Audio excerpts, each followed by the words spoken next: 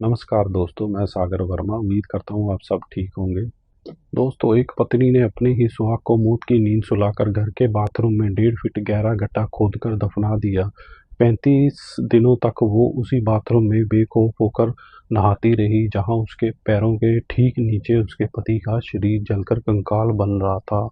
उस गड्ढे को पक्का करने और सबूत मिटाने के लिए उस एक राजमिस्त्री की ज़रूरत थी। इसके लिए उसने चुना मिस्त्री रवि कुमार को, जो पहले उसके पड़ोस में एक मकान की दूसरी मंजिल बनाकर गया हुआ था, और रूबी ने वहीं से उसका नंबर कहीं से जुगाड़ किया और नंबर ले लिया उस मिस्त्री का। वारदात के बाद जब रवि कुमार पास के बित्तपुरी गांव में काम कर रहा था, तब दोपहर के करीब 1:30 बजे उसके मोबाइल पर रूबी का फ़ोन आता है। मिस्त्री जी, मेरे घर पर थोड़ा सा काम है, तुरंत आ जाओ। रवि ने कहा वो काम देखकर कल कर देगा। जब अगले दिन शाम को मिस्त्री रवि कुमार काम करने के लिए रूबी के घर पहुंचता है, तो घर के अंदर का नज़ारा देखकर उसकी आंखें फटी की फटी रह जाती हैं। वो नज़ारा कोई सामने काम का नहीं था, बल्कि कत्ल के सबूतों को छुपाने की एक जनजनाहट थी। रवि मिस्त्री ने मीडिया से बातचीत में कहा, मैं दूसरे दिन शाम को जब उसके घर गया तो देखा कि वो रूबी खुद अपने हाथों से तसले और बाल्टी में मिट्टी भर भर का आंगन के मिट्टी और मलबा ले जाकर उस गड्ढे में भर रही है और बाथरूम के अंदर उस गड्ढे में डाल रही थी। मैं ये देखकर हैरान रह गया। मैंने उससे कहा कि तुम ये क्या कर रही हो? तुम डायरेक्ट 200-300 रुपए देकर कोई मजदूर क्यों नहीं लगवा लेती?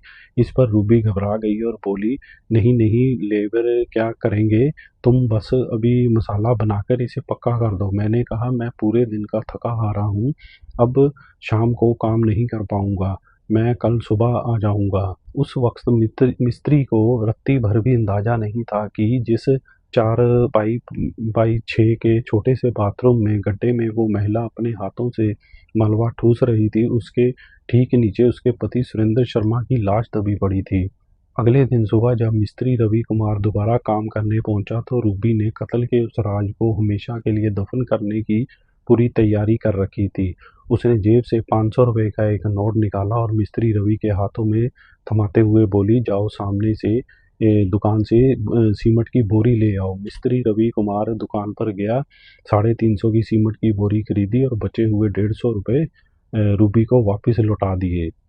घर के सामने ही चंबल की रेत पड़ी हुई थी। रवि कुमार ने चंबल की रेत उठाई, सीमेंट में मिलाया, मसाला तैयार किया। रूबी ने उस बाथरूम की लैट्रिन सीट और फर्श को करीब 1.5 फीट ऊंचा करवा दिया था, ताकि नीचे दफन लाश की गंध या कोई अवशेष बाहर ना आ सके। रवि कुमार ने बिना कुछ सोचे समझे उस 4 बाई 6 के पूरे एरिया को सीमेंट का पक्का प्लास्टर कर दिया।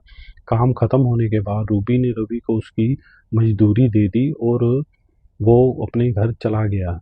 पूरे 45 दिनों तक वो रोज सुबह उठती, उसी बाथरूम में जाती, उसी टाइल्स वाले फर्श पर पैर रखकर खड़ी होती और अपने शरीर पर पानी डालती, जहाँ ठीक नीचे उसके पति का जिस्म गलकर कंकाल बन रहा था। दोस्तों, इतना ही नहीं, रूबी ने पुलिस की आंखों में धूल झोंकने के लिए बकायदा अजय अजय देवगन की फिल्म का दृश्यम का तरीका अपनाया था। वो खुद थाने जाकर पति की गुमशुदगी की रिपोर्ट लिखवाती है, पुलिस के साथ सीसीटीवी फुटेज देखने जाती है, और जब भी कोई सुराग नाम लेता तो छाती पीट कर रोने लगती, उसका पति का कोई नाम लेता तो।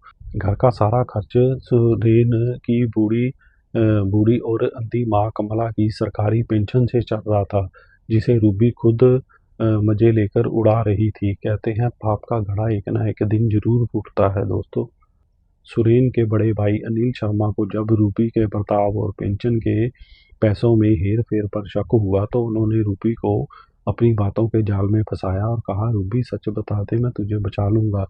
इस झांसे में आकर रूबी टूट गई और उसने गुनाह कबूल कर लिया।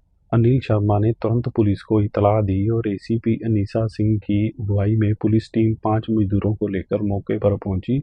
जब फावड़े और कुंदाल से उस बाथरूम की चमचमाती टाइल मिस्त्री रवि कुमार के किए हुए उस सीमेंट के पक्के प्लस्तर को तोड़ा गया, तो अंदर का नज़ारा देखकर पुलिसकर्मियों की भी रूह कांप गई। दोस्तों, 35 दिन बीतने के कारण मांस पूरी तरह सड़कर बह चुका था और खड्डे से सिर्फ और सिर्फ सुरेश शर्मा का नरकंकाल और हड्डियां बरामद हुई।